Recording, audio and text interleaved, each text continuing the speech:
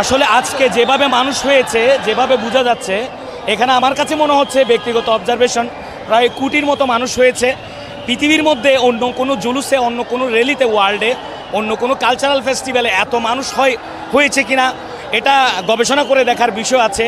আমি বিশ্বাস করি যে এই বছর হচ্ছে নবী সাল্লাল্লাহু আলাইহি ইসলামের 1500তম 1500তম জন্মবার্ষিকী আর কি।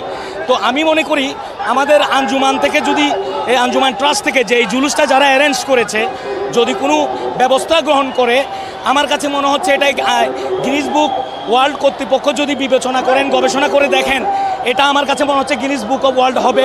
আমাদের চাওয়া এই নবীর জুলুস, আমরা সব মুসলমান, সব ভেদাভেদ বলি, আমরা এক কাতারে আমরা এই জুলুসের শরীর হওয়ার জন্য আমরা সবাই হিংসা মানাহানি আনন্দ ইসলাম চাই, শান্তির ইসলাম।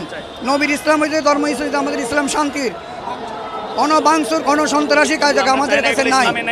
Brother, today we are celebrating 1500 Eid Miladun-Nabi sallallahu alaihi wasallam.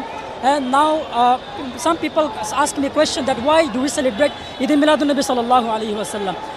I would like to say that, brother, Allah subhanahu wa ta'ala says in the Quran, قُلْ بِفَضْلِ اللَّهِ وَبِرَحْمَتِهِ فَبِذَلِكَ فَلْيَفْرَحُوا هُوَ خَيْرٌ مِّمَّا يَجْمَعُونَ.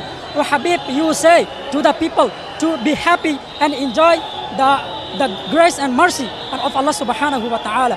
On the other hand, Allah subhanahu wa ta'ala says in the Quran, in Surah Al-Anbiya, Allah says, وَمَا أَرْسَلْنَاكَ إِلَّا رَحْمَةً لِلْعَالَمِينَ. Oh Habib, I have sent you to the world as a mercy, as a blessing for all over the world.